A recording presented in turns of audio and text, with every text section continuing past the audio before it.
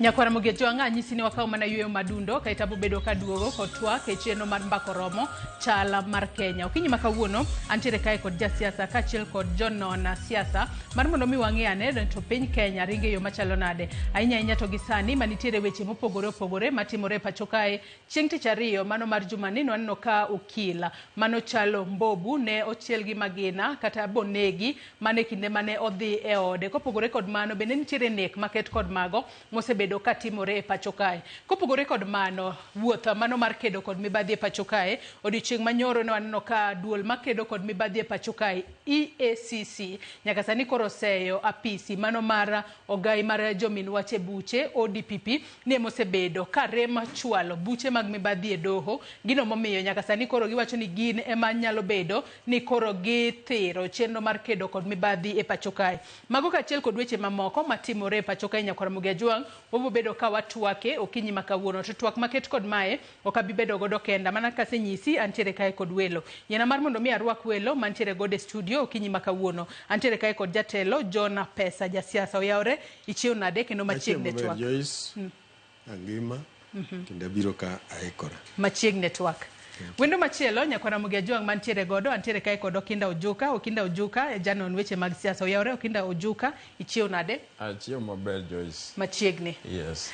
Nyakwara Mugejo bende antiere kae kod Eric Okeyo ma en janona siasa. Oyawre Eric Okeyo ichiew nade okinyi makawuono? Oyawre Joyce achiew maber. Machiegni network.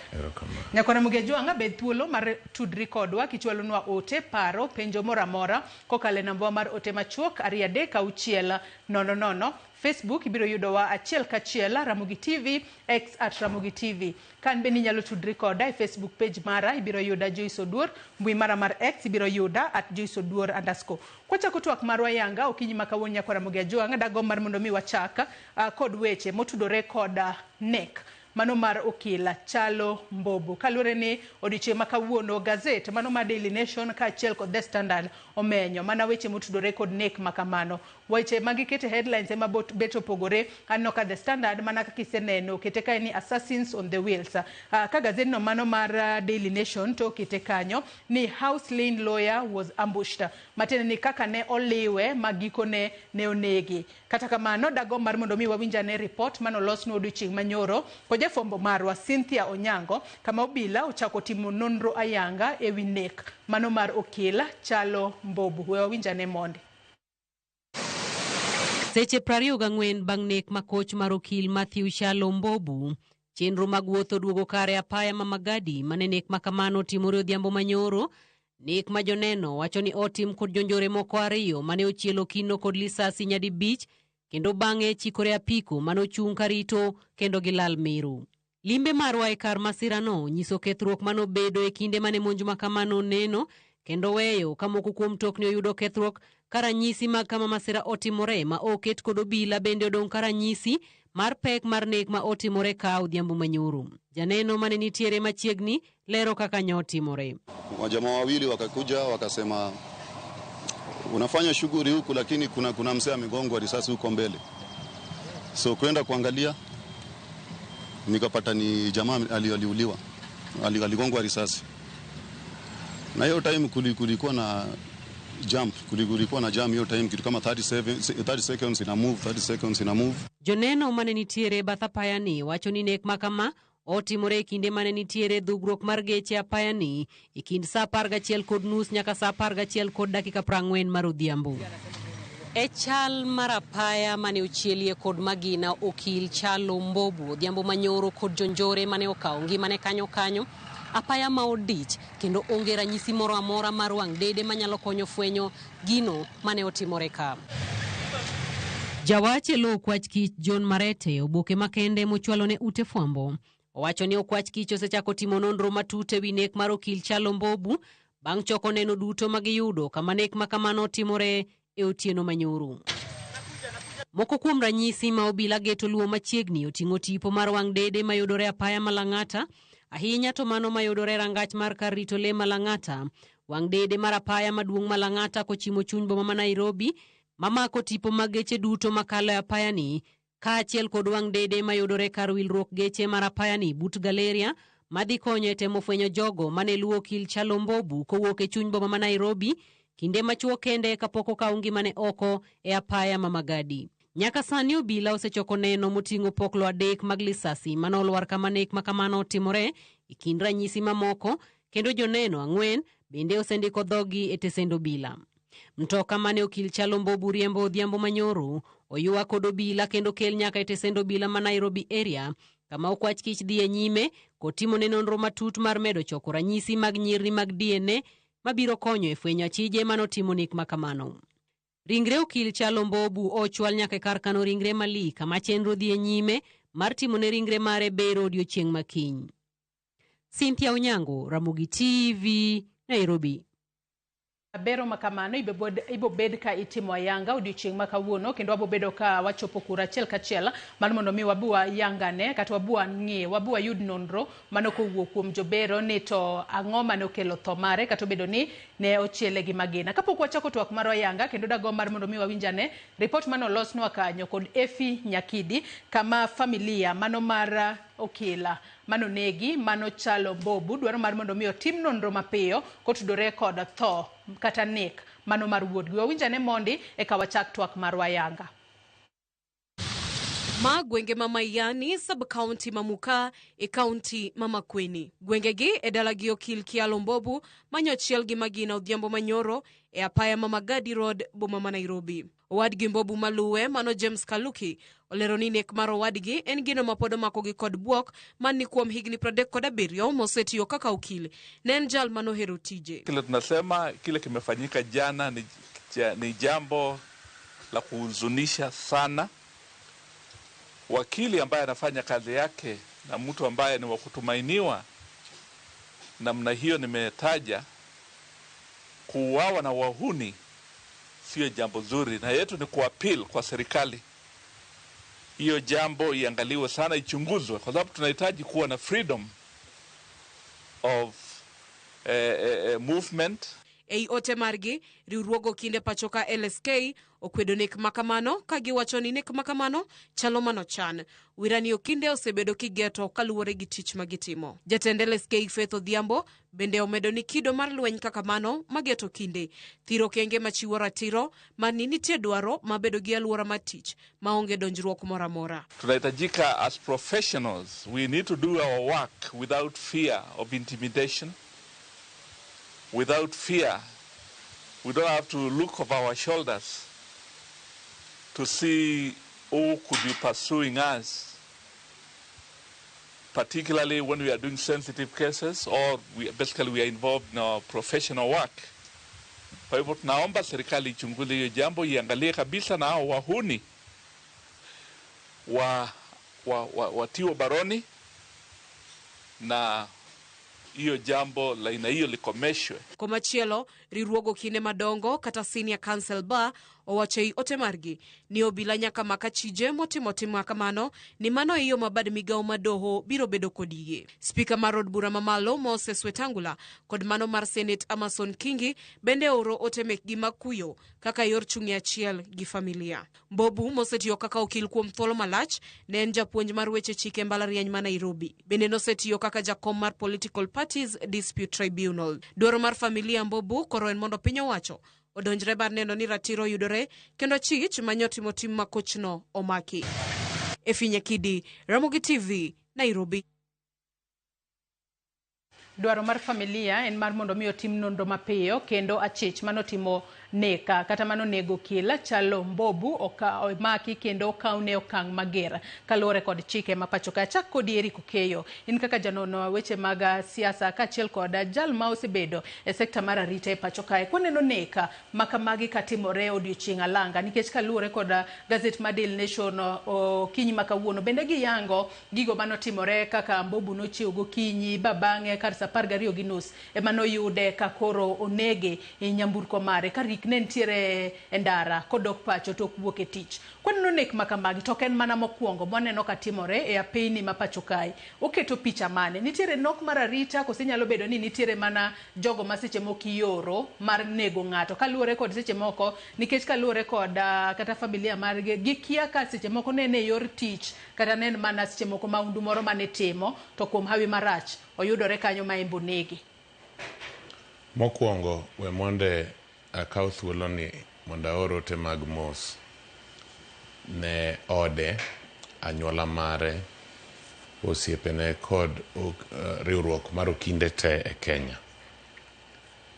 Joyce, nek mar okil Chalo Mbobu kaluwore gi gik musefwambo kendo musekeyonwa te nyaka nye gini timre nyaka kawuono nyiso ni jonek gi adier gin joma nye manye manyowuok oluwe aluwa kong'e ni gidhi chiele magina kendo ok odhi tundo e kar jot mare.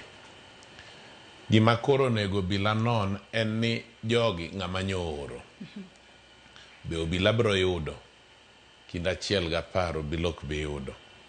Ang'o miwacho no obila ok be yudo? Nikech ji oseneg kama ng'eny pimna moseyudi kata ng'ondo were yande othoka nomak nyithindo moko kaniyo gineme gine apiko gineme gigo bunde.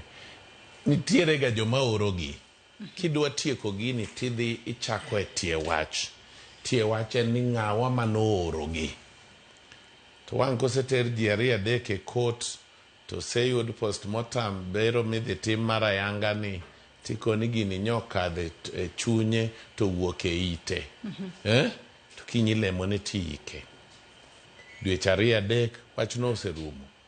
Emomiyo awacho ni nok mar arita nitie sa bendo chopo sani mar piny owacho wuok e lela mondo wach ni to jo apiko gi gin ng'agini iluongo ni regulation of a sector gi dho wagunda. Nikech jo apiko giminyalo ng'e kuom gi Joyce en mana ni gin gi sako e stage ka stage ni mae jakom, mae jakeno, mae jagoro. Gitieko gi kanyo. Code of conduct moro minyalo wach niya mondo ibed jalno moyangi makoro nyalo riembo apiko onego bedie. Onego wach ni kidhi e Kilimani ka joma nyalo riembo apiko e area mar Kilimani uniform gi to nyaka orwak uniform no mondiko namba ne e toke. Namba jariembo apiko namba ne nyaka bed e toke gi nyinge. Nyaka wasechopo kuma koro onge ng'ama nigi arita maber minyalo wachi kawuono. Nikech ka jalni nye riembo mana gache to gima rachna en ni chal ni jogi nyoseluwe mong'eyo pattern mare. Ni en owuok ga to dhi town to ka ang' owuok town to mane yore modhigo dala. Emomiyo pile pile bende wawacho ga ni kisechopo e level more society bende konego be ibed gi pattern. Onego be ni igwenyo ji matin. Igwenyo ji koni gi koni. Tahinya gima wawacho en ni ng'eni wachomo yiero.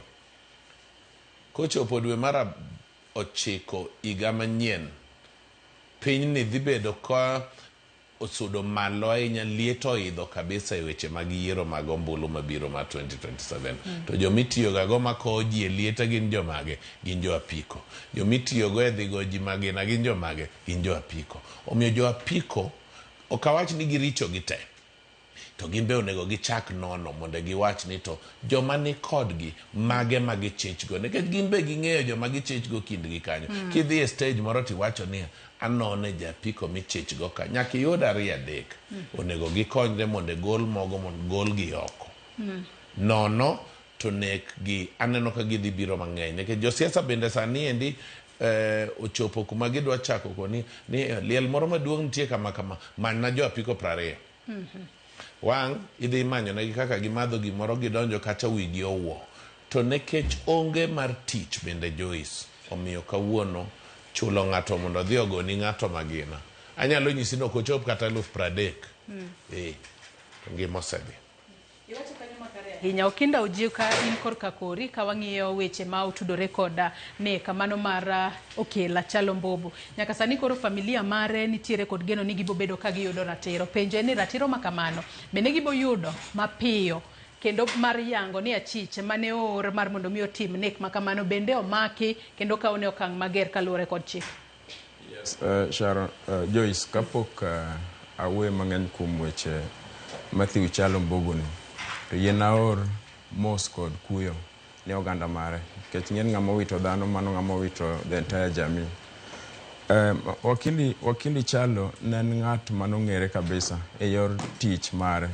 Ne achiel kuom lawyers mane inyalo bedogo gi yie kata confidence kokawo kes mari.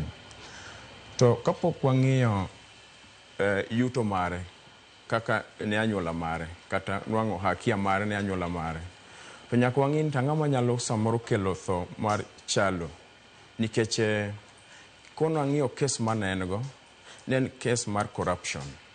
To kano ang'iyo client mare, ne en Captain Kungu Mugai, Uhuru Kenyatta's cousin. To ne en kes manochakore from 1989, right? Koro mwanyalo penjo ni to ere ng'ama dwa benefit kuom tho mar Chalo?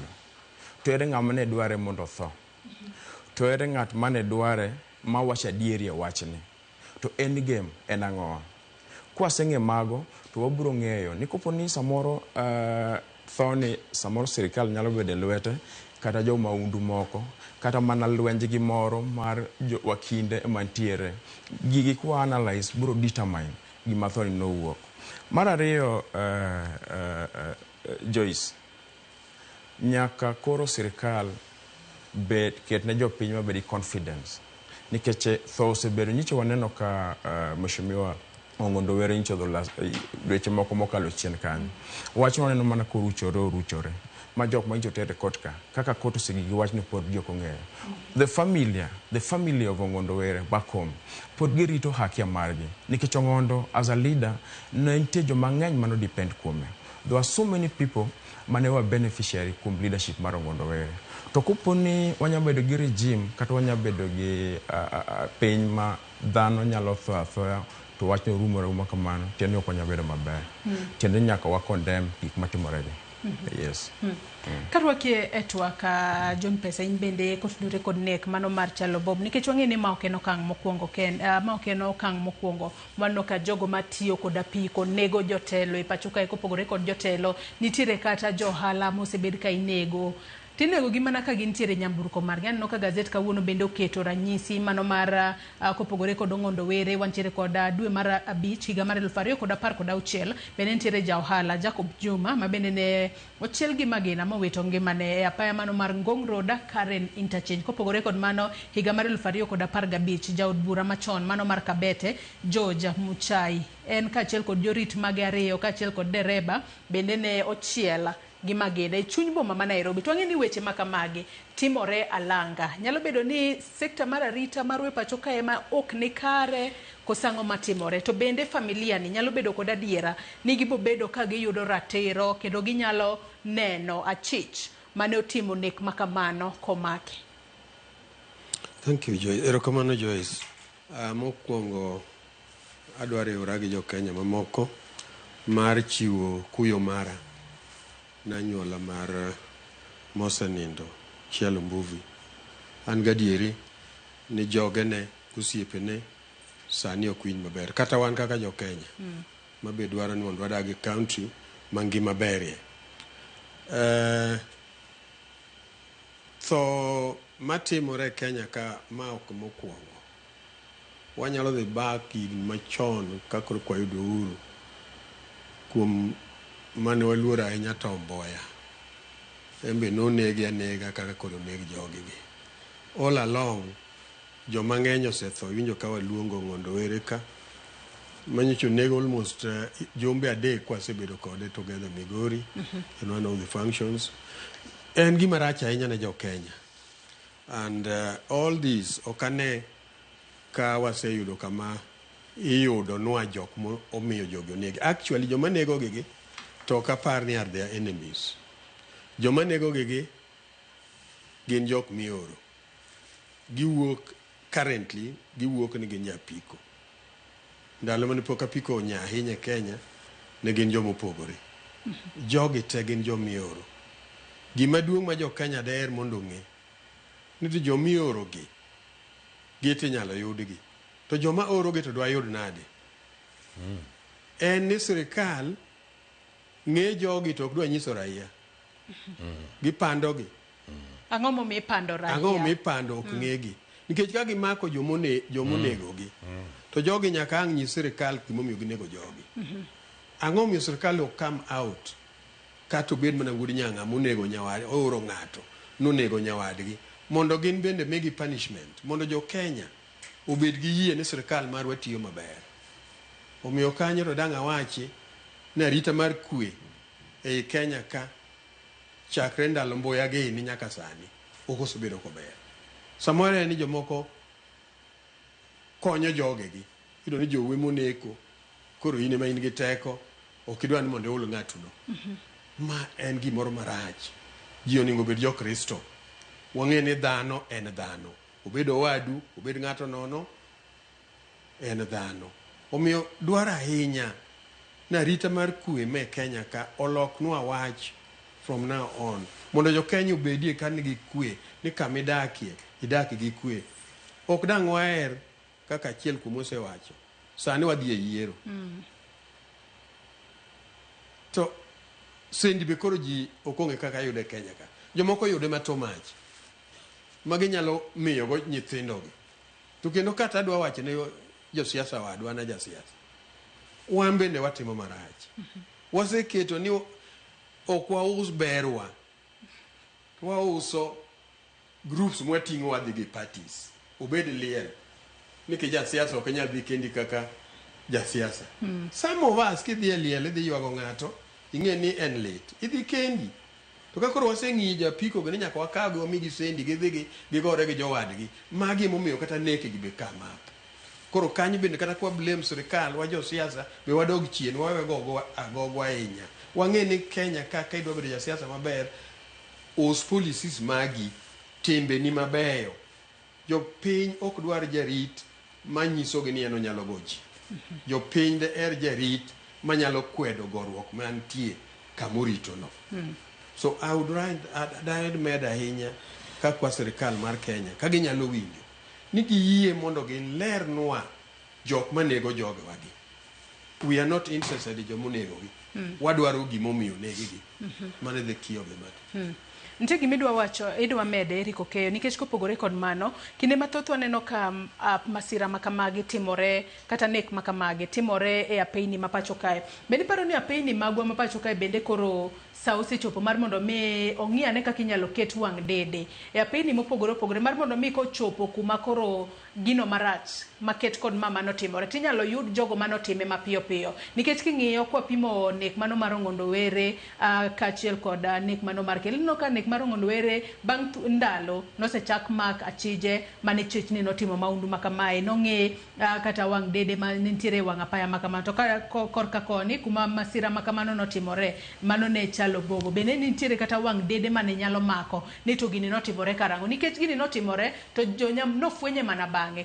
Koro koka bang'e jogo mane joneno nochopo kanyo to kara yango ni kara ng'ato nege nyamburko makamae. Joyce, ok en kamano. Wang' dede gi onego be ni keto gi kuonde te. Piny owacho nyicha windo kowacho ni dwa medgi kabisa e Kenya mangima.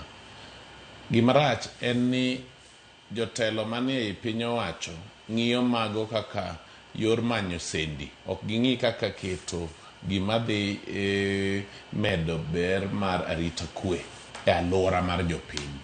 Emomiyo an pod adok e gima nyisi ni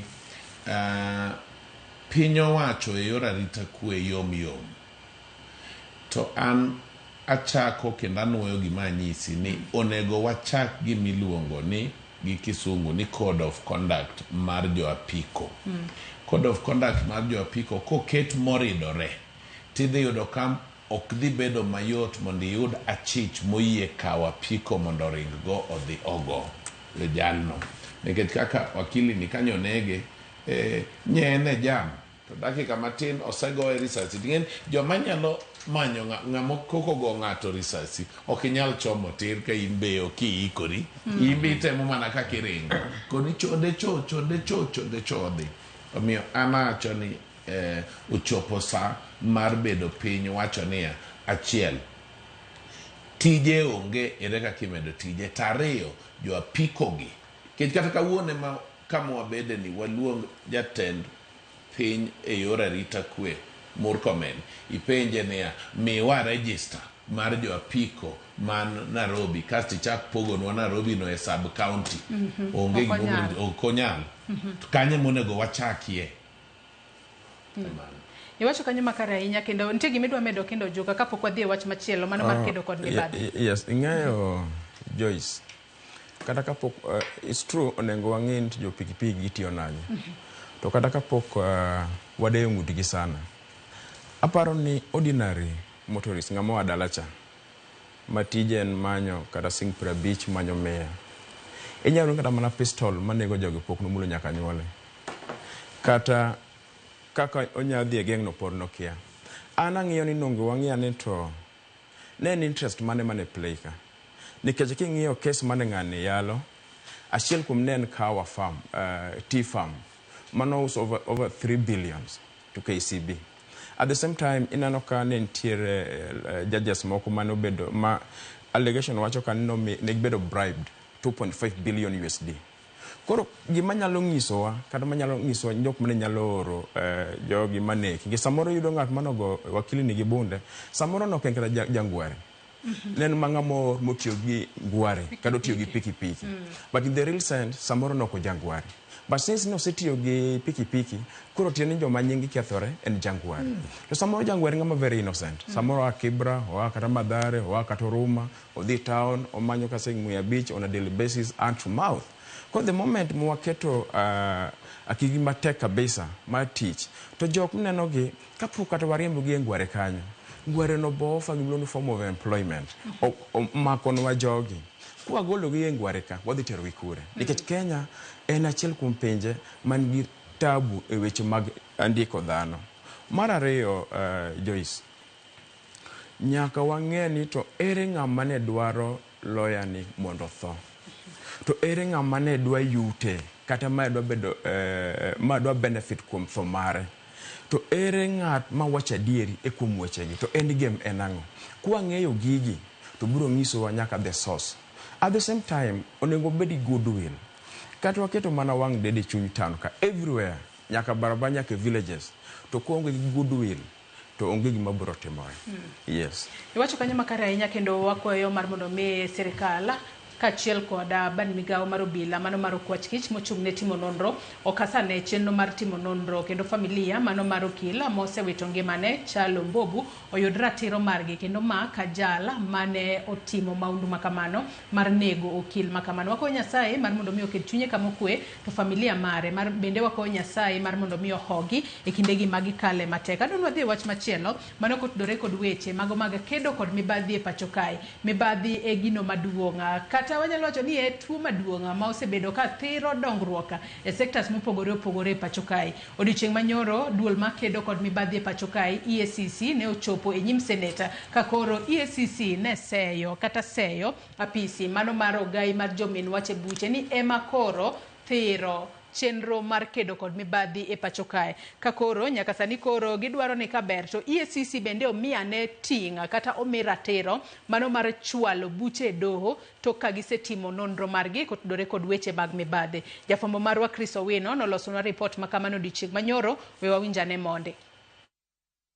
E nyim komiti mar od bura mar Senate mang'iyo ka sirikal tiyo gi omenda mag jopiny CPAC, duol mochung' ne kedo gi mibadhi e pacho kae EACC oseyo jamin buche maduong' Patrick Ingonga kuom bedo hinga maduong' e chenro magi mar kedo gi mibadhi e counties. Go sometimes to the point of getting to court and then it doesn't succeed. It is not something that we are happy about, and sometimes our own investigators, our teams are very discouraged when they see their work not bearing fruit because nobody wants to work. Jata tije maduong' mar EACC Ahmed Mahmoud wacho ni chakre higa mar 2023 Ingonga osewito oko buche mag mibadhi 18 motenore kod telo mag counties ewi mano ma owacho ni onge neno moromo. From 2013 to 2016, there were no cases that were withdrawn.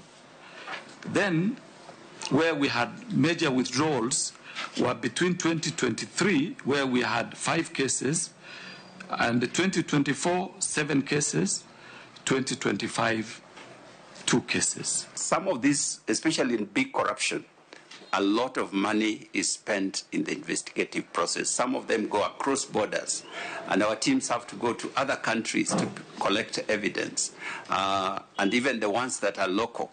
So you find that we spend quite a significant amount of money to investigate a case.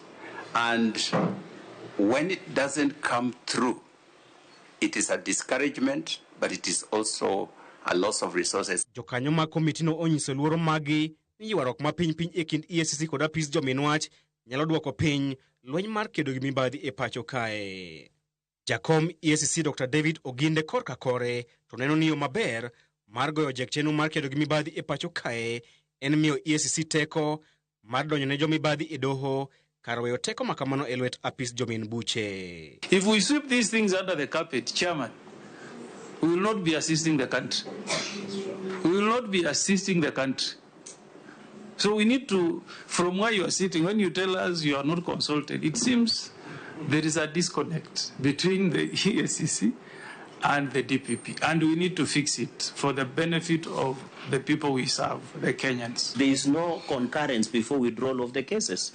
So you need to tell us, and Senator Okongo Mugeni, with the benefit of hindsight, has indicated that if EACC needs to be given powers to prosecute so that the effectiveness on the fight against corruption can be achieved, so be it. Chair, we have said before that it would be good for us if we take our cases all the way through to court. Civil cases, as has been mentioned by the CEO, the law allows us to take our cases all the way through. Dr. Oginde otemo wiromo mang'we ng'ar osiepe kindgi kod apis jominwach kata odoko ni gisebedo ka ok gimodhore pi kuom thuolo malach. Chris Owino, Ramogi TV, Nairobi. Aya, duol makedo kod mibadhi e pacho kae mano EACC sani koro ywak ne ODPP ni gine makoro githiro chenro mano mag kedo kod mibadhi e pacho kae. Adwa nachak kodi Mheshimiwa John Pesa kotudore kod wechego mago mag kedo kod mibadhi e pacho kae. Nyalo bedo ni duol makedo kod mibadhi e pacho kae EACC sani koro temo mar mondo miyo gol seyo e wigi kendo koro obiu seyo ne ODPP kotudore kod buche mag mibadhi mosebedo kwa neno kopogore kod sirikal mamalo kata counties magwa mang'e ni mibadhi bende otimenewa. Well, erokamano. Aparo ni wan gi chike Kenya ka. Jogi te nyaka ti according to the law. Nitie function mar ECC, gitimo investigation, ka giseyudo ni case oromo te ne ODPP, they do that. Ka jok odhi oyudo ka case ni ok warrant mondo mi ng'ama nodonjne ni punishment, they have the right to withdraw. Omiyo investigation ma at the level of ECC nyaka bed something magitimo magin very sure ni all the important issues giketo. EACC dong wacho ni gin gisebedo ka gitimo important issues go, gisebedo ka gitimo nonro mong'eth mano kotudore kod weche mag mibadhi. Kata kamano sani koro giwacho ni ODPP chakre higa mar 2023 nyaka sani nitiere buche maderom 18 mago mag mibadhi e counties ma osewitoko. EACC korka kor giwacho ni wan watimo nonro mong'eth. ODPP kochwal ne gi fainde makamago gin to giwito bura oko. Mano gima samoro ok dwa ong'e ng'ama right kata wrong, nikech ka jogi te odhi according to the law, ok ane kaka ODPP nyalo wito case oko. So ODPP samoro nyalo complain ni joka no oketo enough evidence momiyo ginyalo prosecute ng'ato. There are cases mwaseneno kata locally. Prosecutor leo ne case ok bi. Joka to no oren mondo we okel this case. How does the ODPP decide ni case ni ginyalo miyo ng'ani punishment kata ginyalo judge right? I think that's an area maparo ni nyaka wang'i. So we need to know ni ang'o momiyo gi complain both sides. Maybe the experts will tell us something about that. Eric Okeyin kaka janon weche mag siasa wanyalo wacho ni koro en blame game kalore ni EACC sani koro blame ODPP ni emosebedo ka koro nego buche mathoth mag mibadhi magisechwalo negi ka koro EACC korka korgi gin bende gidwaro mar mondo miyo migi ratiro mano mar chwalo buche e do. Nyalo bedo ni seche moko nyalo bedo ni en struggle for seche moko power ko sango matimore ahinya to e ng'wech mano mar kedo kod mibadhi. Men achiel kuom gigo ma piny Kenya osebedo ka temo matek mar mondo mi oked godo. Joyce, kiwacho adier, EACC ni bandia. Ticho tame. Kabisa. Ang'o momiyo? To gin kiwacho ni gitiyo makare. Kanye madhe. EACC ni bandia, Joyce. Kende ne mokelo yom mang'eny e wach mibadhi e Kenya ka. Ing'eyo, chik EACC ni ochalo tool ma samoro bende piny owacho tiyogo e goyo opponents e siasa. Niyo ne jaduong' John pesa dacheni. Nyo wuoyo marach ewi serikal nonura ne gimoro e wiye to kinyudo ka gimondo ka John pesa kogwen sa 10 pok ochiewo. Iwinja. Mago waseneno katimore e EACC ni. Giting'o katon gi jofwambo ni giting'o evidence. Kiny nekech osemiye headline e gazede te. DPP yenegi na karakeluru. Donge giseketo list ma witnesses itero imiyo gi gimiluongo ni nod, approval for prosecution. Nyaka bende EACC ong'enia Director of Public Prosecution nigi chik mane, ratiro mane gi teko machike momiye Constitution ma Kenya. DPP nigi right to terminate any criminal case at any time so long as judgment has not been rendered. At any time. Now, usually kipenja gima timore en ni jo EACC gi oseringo mako ji gitere court. Koro kinyo chopo idwaro witnesses. Witnesses onge. DPP ang ne timango gi case ma onge witness. Onge gima DPP bro timo gi case ma onge witness. Witnesses ni ndiko 20. Gisechako ndiko barua ni gini ng'ane manowachona nawachi ok nanene. Gini ng'ane manowachona nandi ng'eny waneno kama ng'eny malich. To bende Joyce anyalo nyisi ni mibadhi ni owuok koni gi kocha. Ang'eyo ofis moro mar piny owacho mane koro odi gi wach mibadhi gi EACC achiel ni gi jood bura. To omenda noting owuok e county no kikelo Nairobi ne jood bura. To ng'ato dhi opime ne jo EACC. Jo EACC boromo gomenda ni e dho ndara momako gari cha mokawo omenda. No omenda ni e utero kure. Iwinja ne giseng'e kuma omenda dhiye. Koro nyaka ji wacha ni waikore wadwa tieko mibadhi. Kiko bed mitiyogo kaka tool madwa gogo kinda kawuono kinyadwa mako go ng'ani.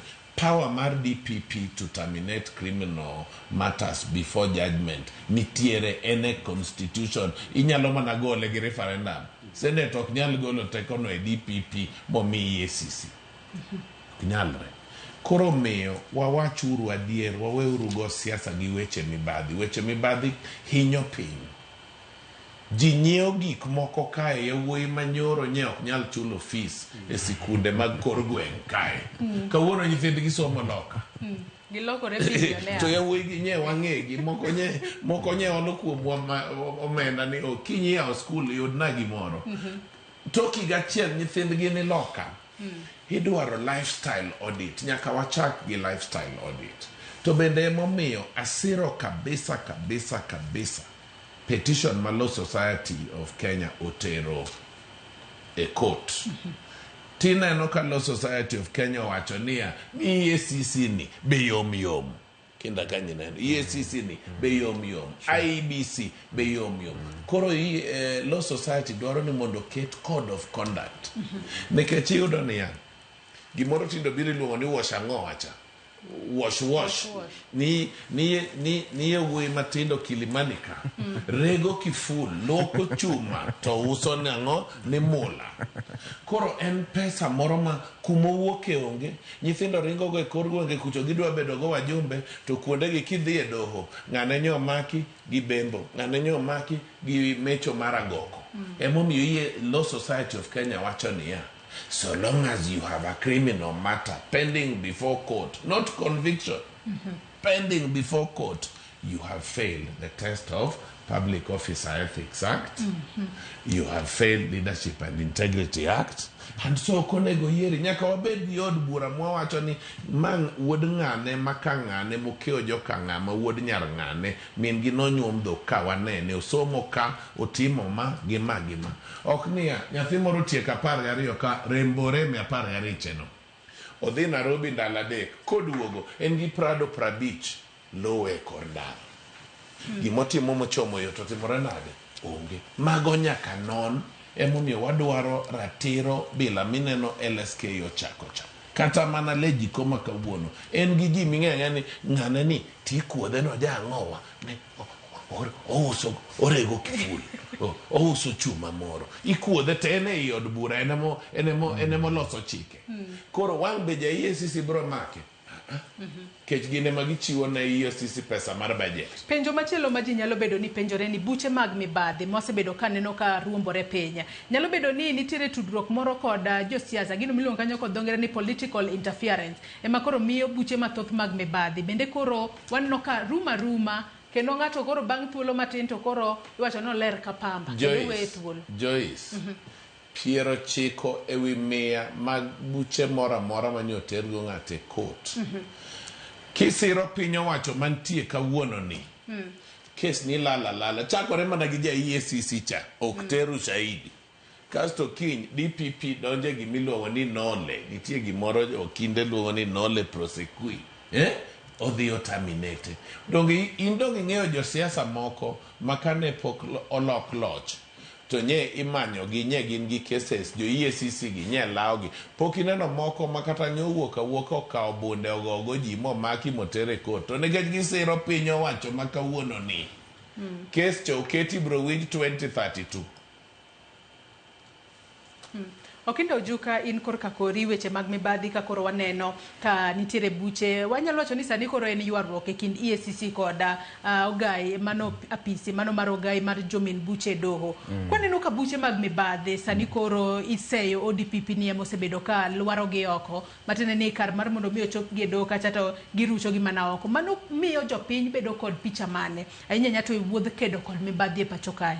Ojuka. Yes, Joyce ngene kapok wagoyo DPP to nengo wang'ane role mar EACC kaso wang'ane gik magisetimo back ing'eni ka pacho gwenyore gi regime matiyo kata sani kata motiyo chien to samoro josiasa gitiyo gi EACC to frustrate a leader. Correct.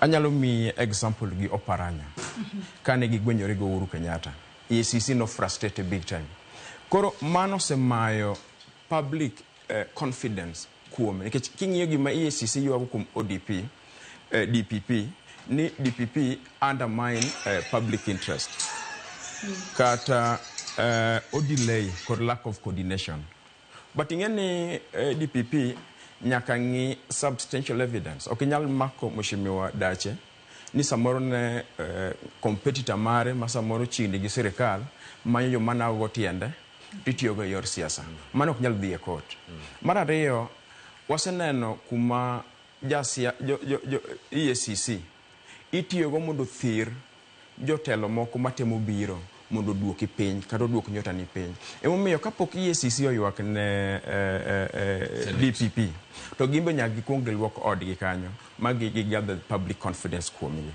ing'eni Joyce intiere gik mang'eny mosetimore nyaka e county level. Aseneno governor achiel kuom ex-governors e piny Luka mowacho publicly ni Nyasaye okonya riwruok moketwa machiegni ni omiyo do maka e yor weche mibadhi. Aseneno to samoro mibadhi nen pes jopiny e mano lal to pesano samoro nyalo gero skul nyalo kelo yath hospital nyalo loso ndara to koro pesa olala kamano. Koro kapok EACC oywak thothoriyo mogoni nyaka gikwong giluok odgi kwanza koka ibiro yudo public confidence. Nitie gimidwa medo mheshimiwa. I just want adwana med gimoro matin. Kik ng'ato understand ni wadwa ni mibadhi onya. Mibadhi ne mohinyo Kenya. Kendo ne mwalemo norumo Kenya ka. Wane mwadwaro norumo nikech osehinyo. Tadwa nyisi ni mondo iter case mondo succeed. A me example mara. 3 years ago ne nitie kama jopiny ne dwa nadhi e kes. Ater kes e court. To na wuoyo gi jopiny mane wacho gi mane wawuoyo makendo gichiwo evidences malit ma kawo lawyer ma keto Migori for 3 months. Nobody noyie madhi ndiko evidence mondo ondik affidavit. Ka onge that affidavit, atero case kure. So these are some of the things makanga to tero ke obed corruption obed ango mago nyaka bed clearly done.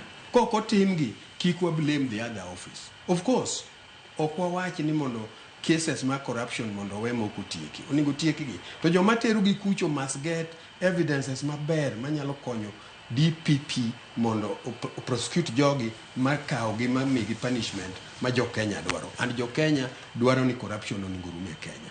Ene mo inyo.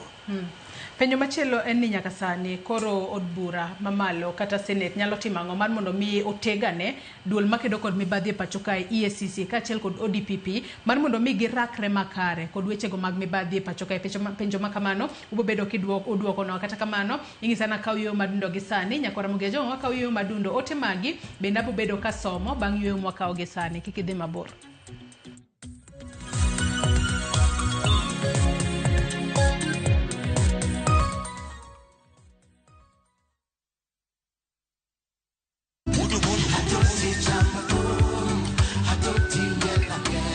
Woktich ka woktich wakelo ni don ya wotonagi. Kabinet chario kati chario nyakumunga juang en odiochieng' mar yuto mari. Chieng' tich adek nyakumunga juang en odiochieng' mar mine nyalo kaachiel koda weche hera. Awendo kachopo tich ang'wen nyakumunga juang wakelo ni kama nene yani TBT kod thume mamit mokalo. Furahi the edition and thum kaliech. Loso kapuoyo nyakoro mga juang. Ka wakelo ni jo thumbe mopogore opogore. Kanyo ni bende wakelo ni gimiluongo ni be yawa.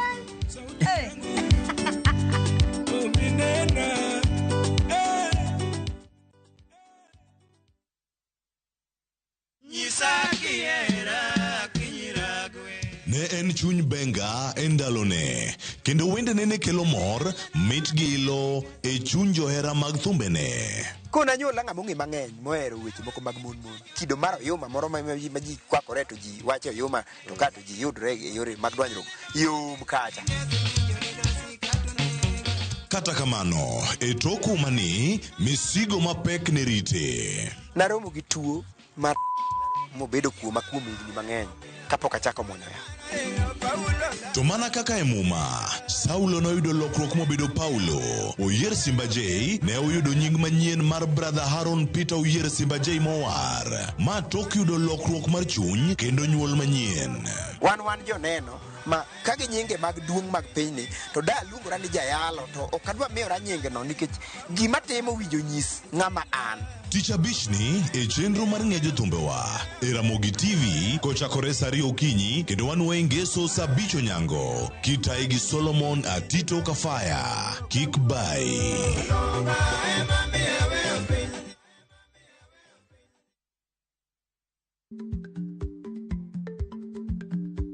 Chako chon loyo dhi kajuoga.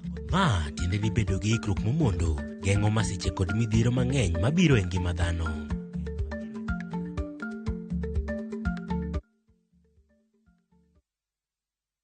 Iseyudo nyundo nikelo nyako chia chologore nyeje nung'ani sandi nang'o nyako chia migiere kendo jalo siko kachandi gimon nyako chia utemo kadhano Tutabaki hapa duniani sisi Be imanyo kit lamo mamulo chuny kae kama wach bedo e mangima kendo thumbe duogo chuny.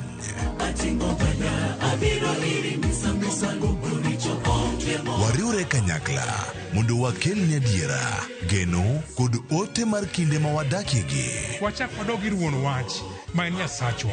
Wachak wapenj Nyasaye wach, Nyasaye be wuodhwa dhi maber. Biblos wacho niya, Yesu noloyo teko jachien e msalaba. En wach mar yie, dwaro kod yudo kari e sigand Nyasaye.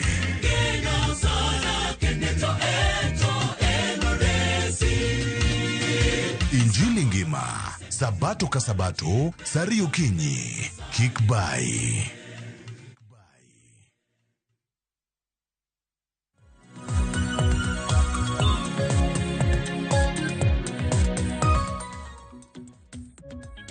Machiegni kendo nyako Ramogi Ajwang' kendo erokamano ahinya kuom medo keti Ramogi TV e twak mar mokwongo e chenro mar Rupiny kotudore kod chal mar Kenya. Gi thuoloni watwak kotudore kod weche mag kedo kod mibadhi. Kaponi kitudri kodwa gi sani, antiere kae kod welo adek, antiere kod Eric Okeyo, janon siasa Okinda Ojuka, janon siasa kaachiel kod Mheshimiwa John Pesa ma en jasiasa. Mechwelonwa ote magi obedo kwasomogi e kinde mwadhi mbele kotwak maro. Mana penjo mapenjo kapok ne wadhi e yweyo. En okang' mane ma od bura obed od bura mamalo kata mano mar Senate nyalo kawo mar mondo mi otegane EACC kaachiel kod ODPP mondo gitim tijgi malong'o e kedo kod wechego mag mibadhi. Okeyo.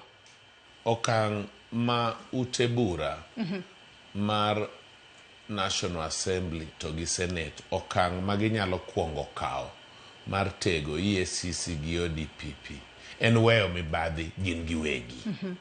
Gimbe gi jo mibadhi ni e Senate, mibadhi ni e bunge, mibadhi matamre gi nono. Awuoyo kaka jalno mosebedo jakom parastatals mag sirkal ma ok tin na 4. Sa asaya moluongwa ni wadhi e bunge e komiti marwa idhi dadhowa. Kichopa chope bunge kachacha ma session poko chakro jakomb komiti osekoni tu wuotho nang'o. Dong' nye wakonu kakuwuotho. Dong' nye wakonu kakuwuotho. Mano mibadhi lilo.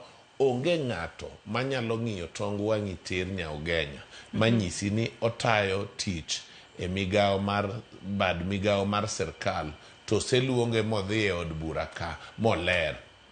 Wajumbe ng'eny mang'eyo matiyo tij choko oko ka.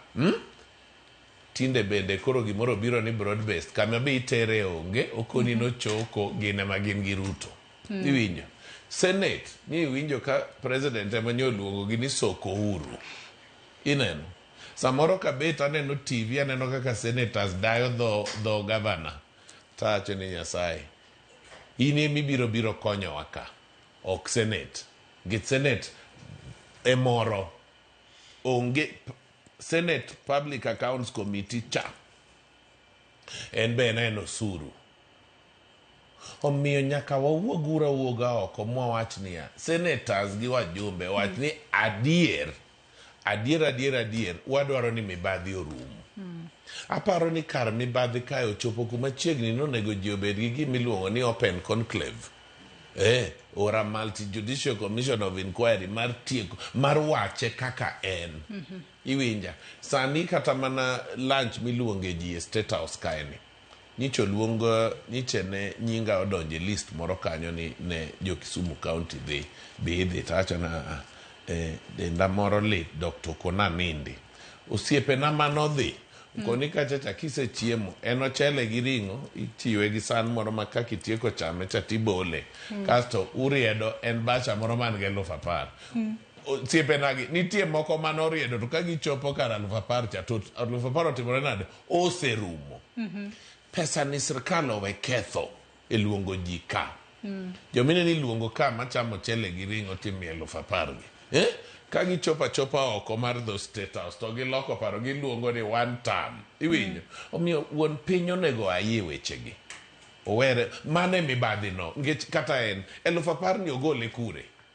Mochiwe toko chele go ganda ni. En 10,000 piny maru kawuono idhi yudo ni juma manyien gin jopuonj, gin jonat, jokesha, joang'o. Adwa na bed ka nyiso yu gi akelo misori gini dhi uru kacha upenj ne jopuonj gima nyalo konyo jopuonj. Unyalo kata nyiso wuon piny na 10,000 ni kar miyo wago odhi e capitation moro kony nyithindo. Iwacho kanyo makare ahinya. Kalo ni mage yore makare minyalo ti godo e dino rode mago mag mibadhi e pacho kae. Okendo Ojuka e kinde makoro migepe mano EACC kaachiel kod ODPP yuare kotudore kod wechego mago mag kedo kod mibadhi. Ng'awinjo bed ni koro kawo tieng'a mano mar lal mar pesa mag jopiny nikech weche mag mibadhi en taxpayers money e makinde mathoth lal. EACC koro seyo ODPP bende koro seyo EACC. Ng'awinjo bed ni kawo ting'a e pesa jopiny mosebedo ka lal. Ingen Joyce kwa ng'eyo EACC, jok ma interfere gi EACC and politicians, political interference, EACC. En magigolo public confidence kum EACC. Nikech ng'eni EACC onego bed independent institution. To koro tich motimo ng'isi ni en gi political interference. Political tool. But you see, kapok wadhi kanyo, wan gi leaders mage ma represent Kenyans. Nikech ng'eyo, kapok wa blame Kenyans ma yiero leaders ma representing, we need to blame the political parties. Right? Party onengo ng'eni to ma en jatelo aina gani mwakao mararito mwandu jopiny. Iwinjo, king'iyo Mino Galoni, king'iyo history mare, nyaka kaka nositiyo kuonde mositiyete, ong'ama lwete nok bith, kendo gik manotimo nogolo piny, mano mheshimiwa Dacheni, gik manogolo kuonde mositiyete nogolo piny e 0 to point C. Iwinjo Joyce, koro nyaka wang'e ni to en political parties mage mo consider the basic interest ma jopiny mago kurani. Nikech ing'eni kikawo Ondiek, Joyce, ni represent interest mar Rombo. Rombo nyalo timo ang'o kanyo? Gichamo Rombo gitieko. Nyaka wang'i leaders magwa. Parties mwayiero be nyaka miwa leaders mwanyalo konyo interest ma jopiny. Mar ariyo, ineno Senate kacha. Iwinjo ka president owacho ni kanye dag mibadhi mogik, Senate kod National Assembly.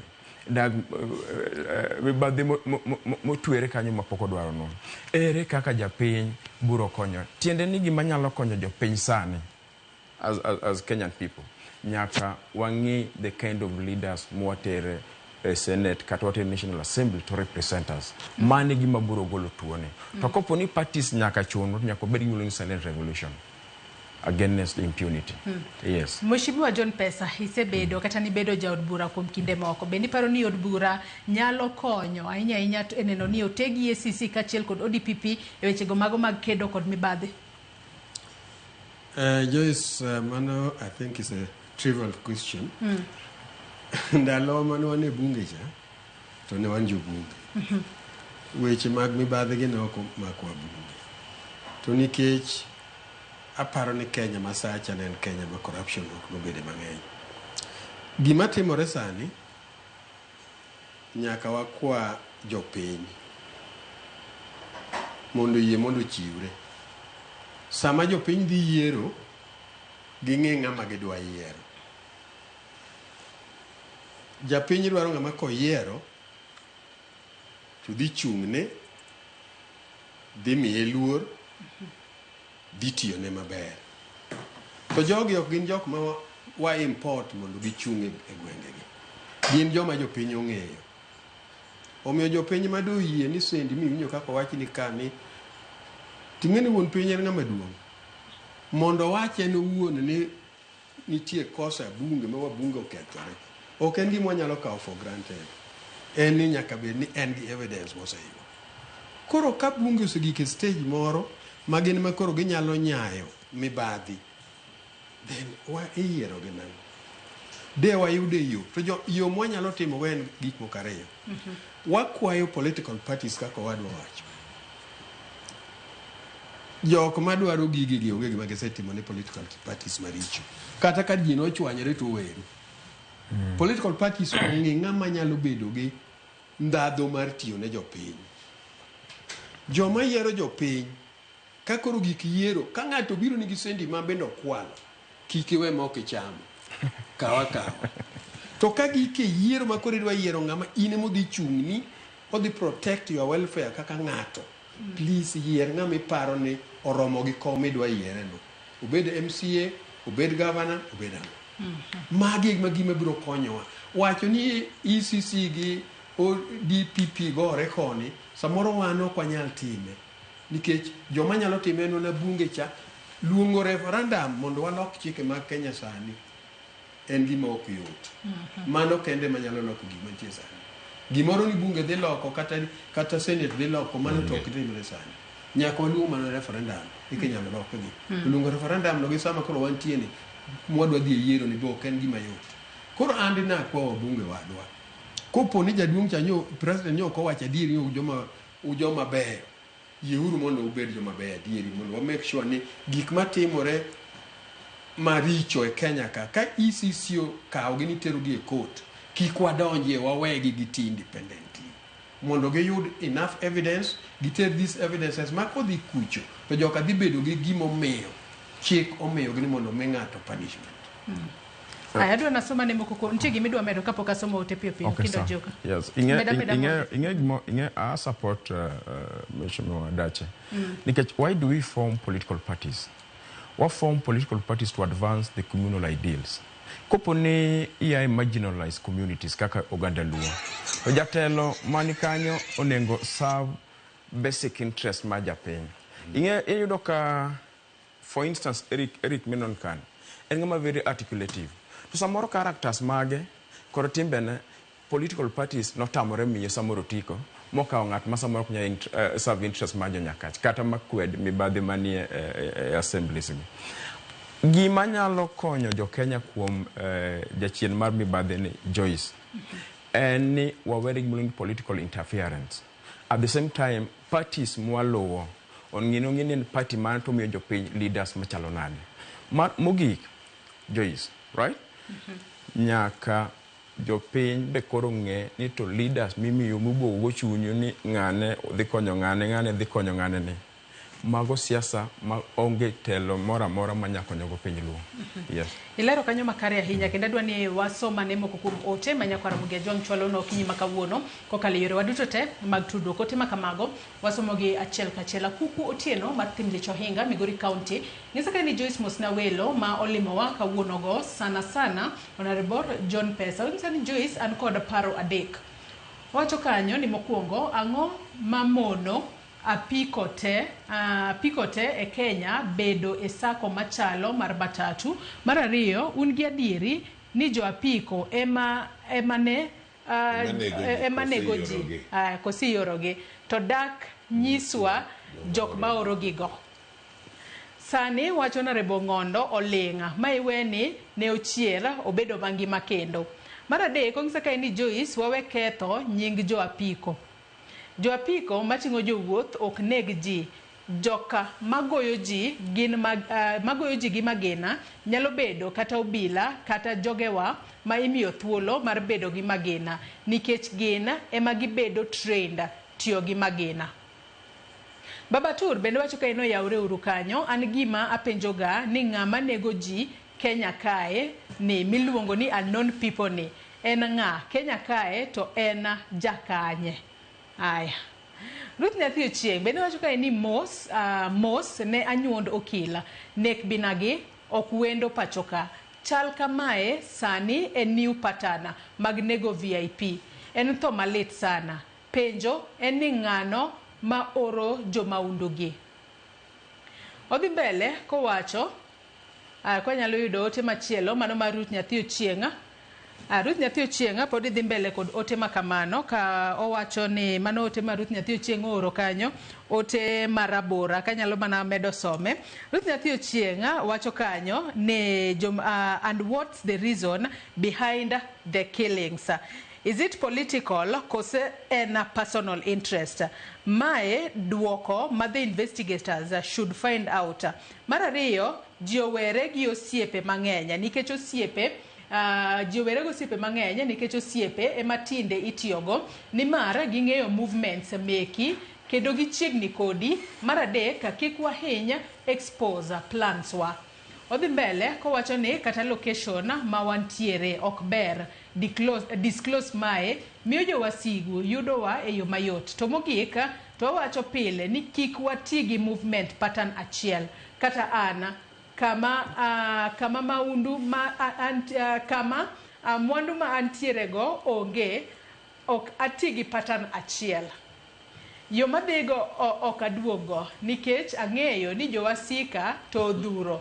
En mana ni akiagi arita mapachoka oserochore sana arita wa ni lwet Nyasaye. Security mar ng'ato chakore gi en owuon. Vitalis Ochieng wuod game karariu bende wacho na semo loko dwetwa ka Mosnawelo kendo asebet mos aluo kaka chenro dhi mana ka ne ot koni. Mokwongo penjo na kuomgi Neka matimore mar nego jotelo madongo gi. Gini en njore kose en mpango mar jomoko. Nikech ka en ja apiko mitiyogo, apiko cha ka nene ok en boda macha pikipiki mar ng'ato wuon. Sama magitimore ka giringo gilal, gin polise ok negiga, ong'ondo bene en mana apiko achiel no. Obende nen mar boda an kanto pacha opogore. Kodgi gini nitiere kaka nitiere. E sirikal kae sani ero iwuondowa gi nonro maonge kore gatache. Mogik, korka gedo mar udi madhi mbele okanyal lose. Pesana madhi kuno onge koro joma ong'eyo bergi. Wan no inyisowa ber magineno koda kaka gibiro yudogi. Mago ok chanda, bende ok aninda lek. Adichgi yorega matindo madimiya chiemo e mesa. Fredrick Osuru, bende saka ino yauri Joyce mosna jotele studio e weche arita kwe to ok ber e pinywani. En lit gi kuyo ni anyuola mar okil chalo to nonro onego tim matuta.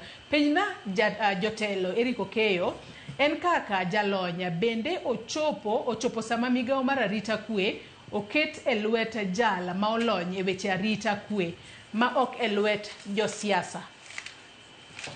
Aya, Fred Osuru dhi mbele kocho ni weche mibadhi to tieko tek nikech en gima ochako gi ofis malo mogik. An Fred Osuru aluotwa kan Dandora Face. Tu nitiere penjo mopenj kanyo, bende winjo ni sekta mar arita koro winjo bed ni keto e jal ma olony e weche mag arita ma ok en jasiasa. Eric. Arita mar piny ok onego bed gir tugo migoyo nego osiep erokamano. Onego bed gi ming'iyo go ng'at monyalo tich. Jatend migao mochung' ne arita osiepna Kipchumba Murkomen, kinene kowuoyo, kinene kowuotho, kineno kaka orwakore ok oromo gi tijno, pogore gi tijno. Tijno onego mi ng'ato ma jopiny neno ka ng'ane wuotho tikone ma jatend arita adier. Perception, ja kisungu luongo ni perception. Anuoyo ni migao mar rito piny. Neno ka sani kata mana Mandera, wan gi jomoko donjo ni gin jo-Jubaland, giwuok oko. Jo-Jubaland gi, Murkomen ema wuoye nono koyudogi. To mano to hinge, mano mar ja-defense. Ja-defense cha, en miyo moro kanyo ma inyama nene kodhi e stadium. To kanyo pokinene. Aparo ni waseyo wuon piny, wang'eyo ni teko ni kode mar yiero jotend migao gi. To nego ong'e ni arita mar piny emano chamo ne muma. Ok onego ti gi migepe gi e goyo erokamano. Anyalo nyisi kawuono gimoro achiel. Wan gi county commissioners chiegni 20 mose retire. Kuom 47 20 ose retire. Mose dhi dala. Pok okel moko. Kuondego odong'. Iyudo ka juma ka juma iwilo ni ng'ane mochung'e wigni ine michung', wik manyien ng'ane mochung', wik manyien ng'ane mochung'. Iga to dong' achiel to ji dhi e yiero. To mage joma ochung' ne gimiluongo ni County Security and Intelligence Committees. Kanus gi ji retire pok ondiki. Public Service Commission koni ne wasen timo interview muoro nyingegi ne minister. Ang'o ma minister pod rito? Jopiny to inego piny maru. Emomiyo kane en piny moro ma ok Kenya, to ma osemiyo wabed gi minister manyien e ofisno molony gi wecheno. Ma osemiyo kata mana ogai mar polis en iwinjo ka pod odhawo gi commission e wach payroll. To jopiny tinego. To payroll to chik omiyo commission, chik ok omiye, en chik omiye mana uniform gi bunde mondo rit go jopiny. Kane piny tire maber, ng'ato kake Kanja, onge sani osedhi, ikebe osekado, gima pod otimo katang'o. Polise onge moromo gi tich. Miyo joma tiyo ka bedo demoralized, gikoni to karasagi karang'o. Kanjo ket ka otimo ne ng'atang'o. Payroll arola ni, opande ang'o momiyo kodwa miye jomonego bed kode. Omiyo wach nitie. Kawatieko twak mar okinyi ma kawuono wadong mana gi dakika matin kende to watieko twak mar okinyi ma kawuono jumani juma ma jatend piny Kenya William Ruto rwako higni 3 e apisi nyaka ne yiere kaka jatend piny Kenya mar 5. Mane wach madwani watiego do twak mar wayanga okinyi ma kawuono kwa loro Okinda Ojuka higni 3 koro nyaka ne jatend piny Kenya William Ruto donje apisi. Wang'eyo ni nochamo moma kaka jatend piny tarik 13 dwe mar 9 higa mar 2022. Sani koro en higni 3. Ruto ne osingo ne jo Kenya singo mathoth ahinya mano moriwo kanyo fuomo nengo mar ngima, wantiere kod wechego mano mar agulu mar Hustler Fund, udi manengo gi oyweyo kachiel kod kata bero luasi mano mar sekta mar thieth e pacho kae. Higni 3 nyaka sani gin mabeyo mage mosechopo kare to mage mapok ochopo kare mawinjo be ne orido kanda e higni 2 makoro dong godo. Erokamano Joyce, in a scale of 10 amiyo Ruto 6 kata 7 6.5 nikech kane okawo piny mokwongo nokawo piny mano nyiedhi morumo mano nyiedhe morumo machalo kane dhiang' tinyaluonge nombaro. At the same time nokawo piny mano chumi ne tek sana. King'iyo the cost of living ne ni malo kabisa. Kane ing'iyo kata bech mogo ne ni malo. King'iyo kata mana bech mbolea ne ni malo. King'iyo mbolea ne 7,500 to duoke nyaka 2,500 to 2,000, right? Mano nyiso ni it's an achievement nikech o subsidize production not consumption.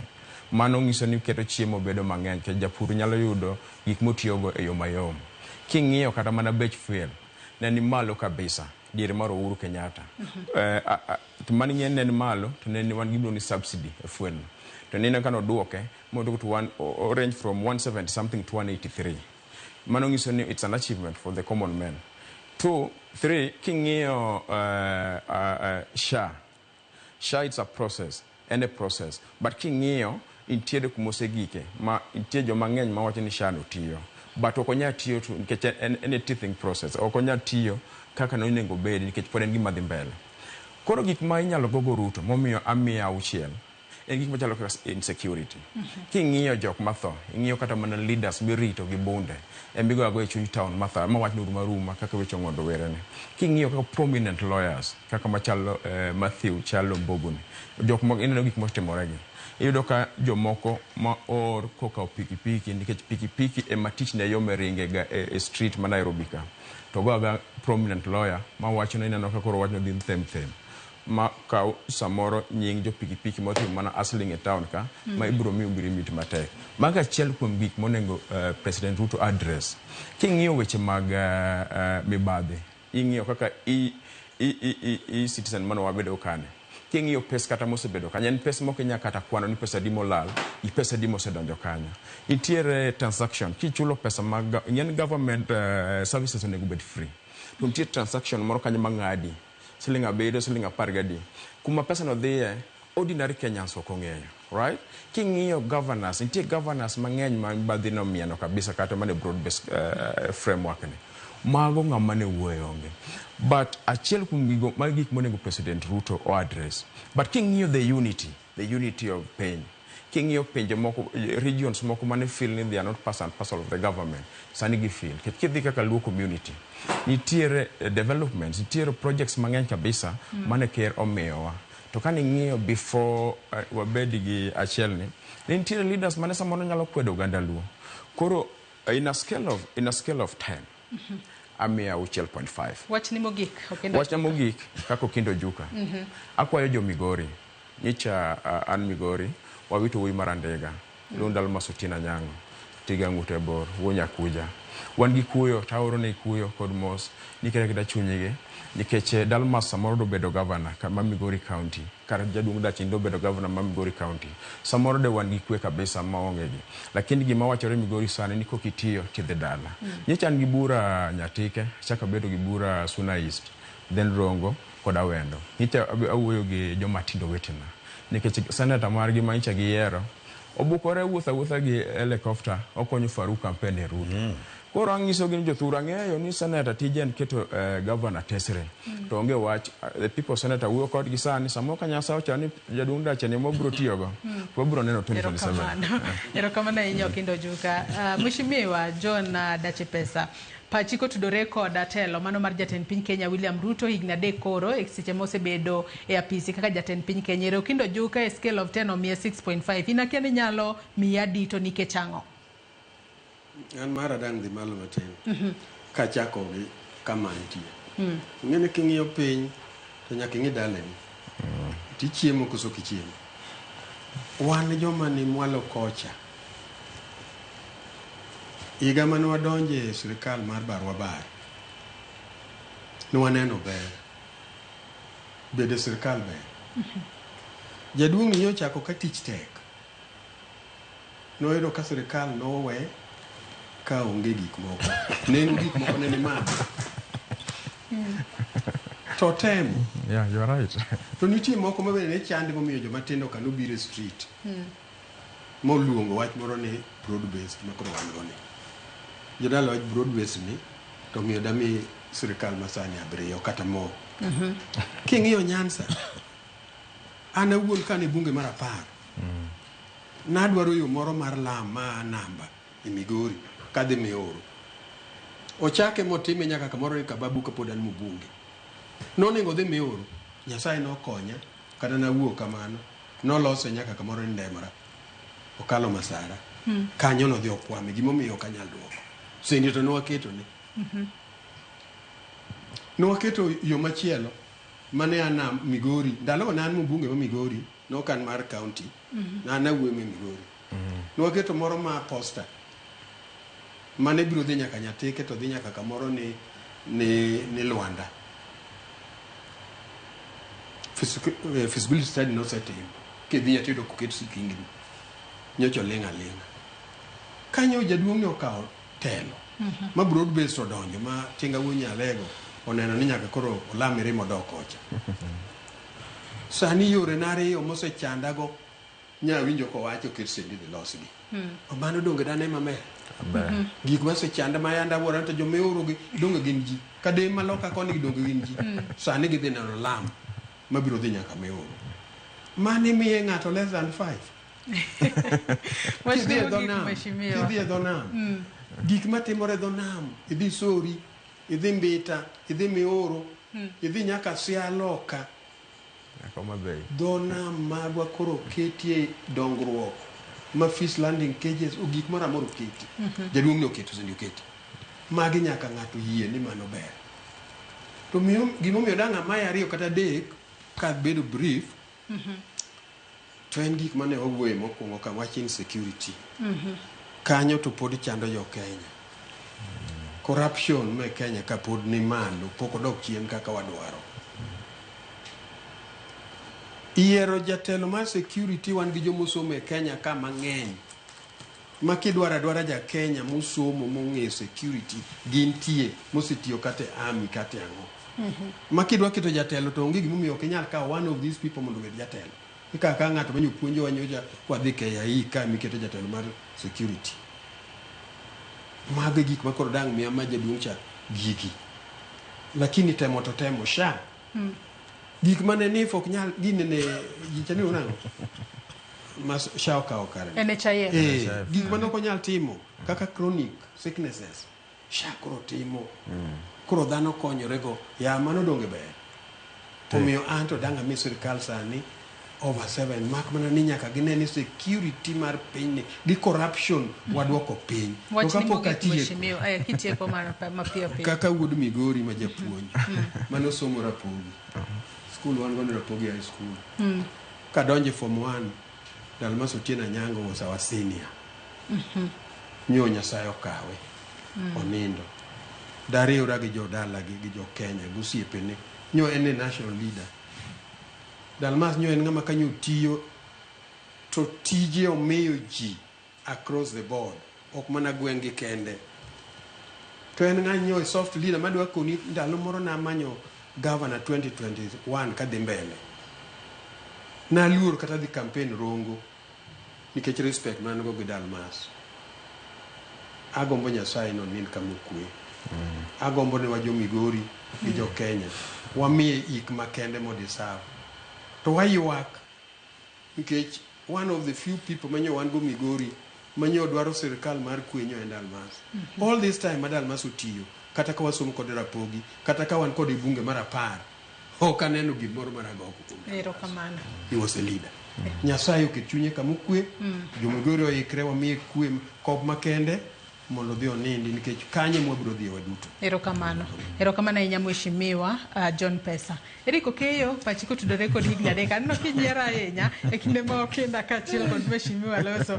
Wachni mogik kotudore kod higni 3 ma jatend piny Kenya William Ruto osebedo jatelo e pacho ka. Joyce, erokamano kendo mar tieko koda. Yiena mondo achak gi duoko mheshimiwa. Achiel, sirkal iyiero mondo ti ne jopiny. Dongruok mobiro e Luo Nyanza ok en favor ne joluo, en ratiro margi. Luo ok en Uganda, Luo ok en Tanganyika, Luo ni e Kenya. Dongruok ratichgi. Apimo ne moluor John Pesa sama pok wabiro ka gik manatimo kana tudora gi sirkal e Nyakach. Mojumbe pok otimo kawuono higni 15 achien. Omiyo ayie ni tiyo gi sirkal to ber.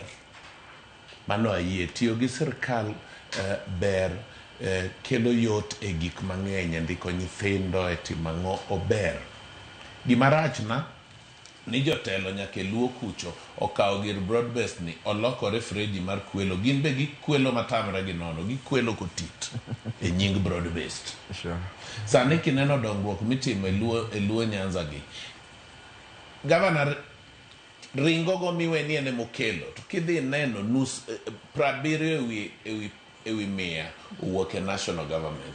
Kineno jolweny kodhi loso stadium, kineno jo shipyards kodhi loso paya, ok en governor, en national government. Iwinja. Omiyo dwaro ni wawe wuondo jopiny mondo ong'e ni achiel dongruok ratichgi. Ruto kokelo negi gimoro mapok nokelo. In scale of 10 inyalo miyo jatend piny. Atieko Joyce, atieko. Wawe wuondo jopiny, wawe jopiny mondo ong'e ni dongruok ratichgi. Lama mioro gi masara no, ratich jopiny. Ma omiyo gichulo go osuru. Jo governors gi wabunge omiyo ayie bende gi moluor Raila Odinga ni wajumbe odhi otim legislation gi e wach CDF. Moluor William Ruto nodonjo koting'o mana muma. Ni en ok omadh kong'o, en olemo piny maru Mumbai. Kodonjo to yudo ka tich tek matin. Igolo waka mogik kotieko. William Ruto nowacho ni jomofuoru me Kenya kuom 10 kanono Ruto gadier amiye 3. Aoro ten mana mar kuyo e lalo siep na Dalmas Otieno Anyango niche no siep na mane wagore go simo. Nyasaye oket chunye kamano. Erokamano ahinya Eriko Keyo, janon siasa Okinda Ojuka, janon siasa kaachiel kod in mheshimiwa John Pesa kuom kawo thuolo maru okinyi ma kawuono mar mondo mi ubi wabede twak. Injinia Lazaro Kanyamok bende ng'isa ka ne ywaruok e kind DPP koda EACC chal koda ondiegi dhao kalaro chok rombe to enjoy the scenario like a sweet music. Omera corruption kao portion maduong' mar revenue ma Kenya. In fact, osegieka kama koro ka watimo budget to waket deficit for corruption. Gitenga pesa ma is more likely to be stolen. Mano Injinia Lazaro Kanyamok mar Kariobangi, Jamaguye, Kanyada East. Nyakwara Mugejuang agoni erokamano ahinya kuom bedo kodwa nyaka gisani machope giko mar twak maro mokwongo e chenro mar Rupinya okinyi ma kawuono. Wakaw mana yweyo madundo gisani, chenro mabiro bang' ma en pok opogore gi Sharon Ong'aw. Riti masani, nyinga Joyce Oduor.